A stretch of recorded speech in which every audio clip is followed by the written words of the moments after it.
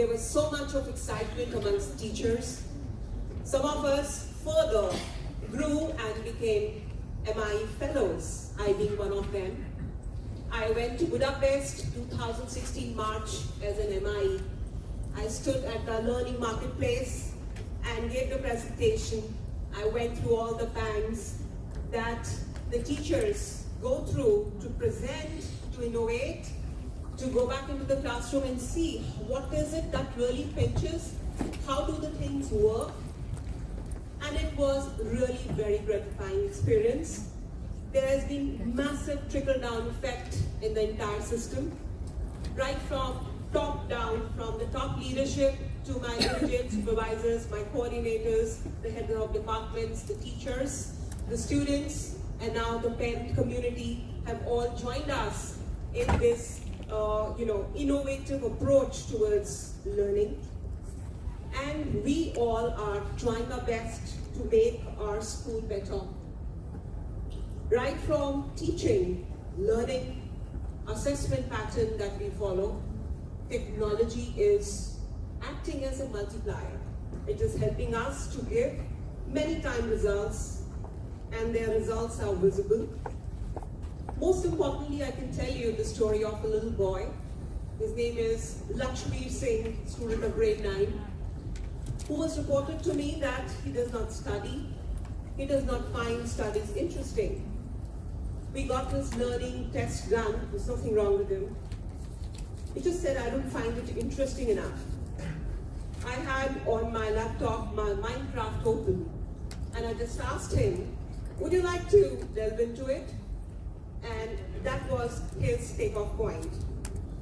And then he comes back and tells me, I am disturbed because I lost my dog, and there is no system in our country to locate a pet when he or she is lost. The dog is lost.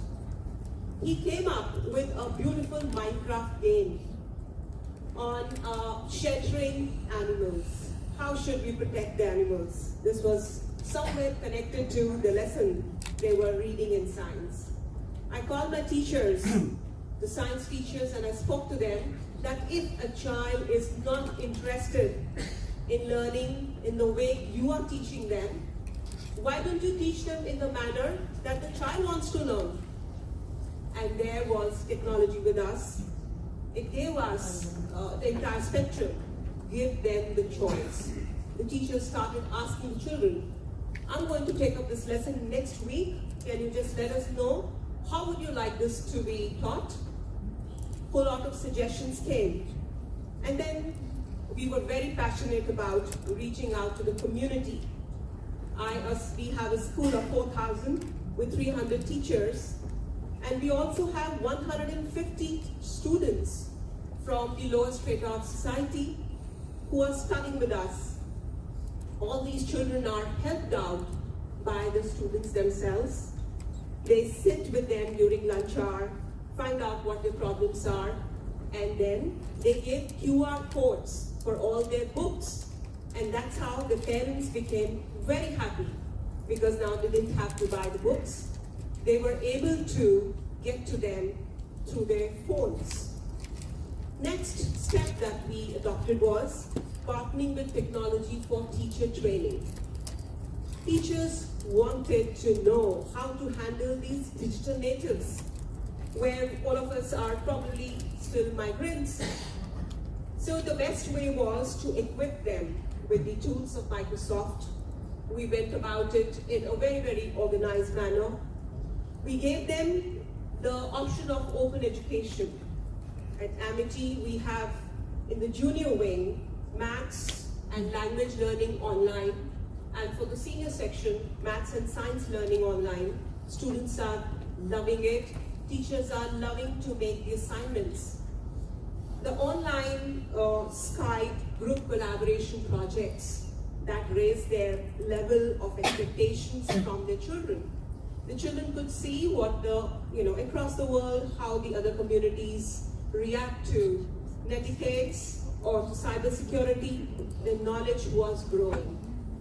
The teachers came back again, ma'am, what do we do? The knowledge is immense.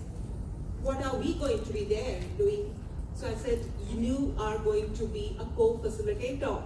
Be a co-learner with them.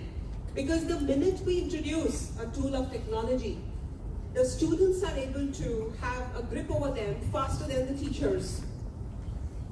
No problem. And together, the teachers started making the lessons, improved the communication, went ahead towards research, and started blogging their messages. Their learnings, their messages were all blogged. The podcasts were developed by the teachers, because what happens, especially in the senior school, what a teacher teaches at the beginning of the year, children tend to forget.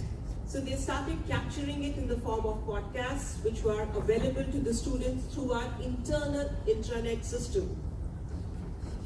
The teacher empowerment. I personally feel that building skills for future, teachers act as the relationship and communication managers. So how to improve their communication skills? We went ahead and we worked with them and tried to make them fearless, passionate. We saw that just like the little story which I'm sure you all would have read, that in Japan, people wanted to find out the best tasting fishes.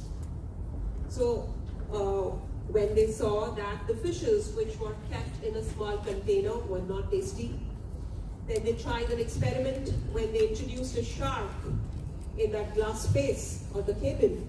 And they found that since all the fishes started running, the meat of the fish was tastier.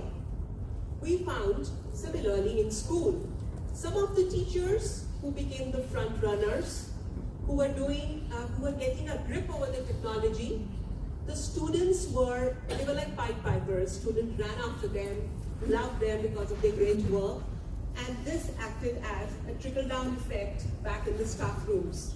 I really didn't have to do much. I just allowed them to grow as they were growing. The other things, as we moved ahead, we saw a change. We saw a change in the way the teachers were thinking now. They tried to get all the answers from technology. They really didn't have any problems left. The ways of working changed, and then the tools for working, of course, changed. The skills for living in the new world, all the 4 C's they were trying to work on. Watch this video, and a few things become clearer. Gurgaon, India, is preparing teachers for tomorrow. We are the digital leaders in a future-ready school, wherein our ways of thinking, which include creativity, critical thinking, problem solving, decision making and learning, are very much part and parcel of our day-to-day working. The ways of working include communication and collaboration skills. The tools for working include information and communication technology and information literacy. The skills for living in the world, such as citizenship, life and career, personal and social responsibility, are helping the teachers to be empowered, creating an environment to innovate, and keeping the community energized. Thank you so much, E2, for inviting me over here. Jai Hind. The next thing we had to look at was redesigning the curriculum. It is very important that the curriculum, which was designed probably 10 years back, had to be re-looked at, because now in the knowledge quadrant, we had to create a balance between the concept and the practical knowledge.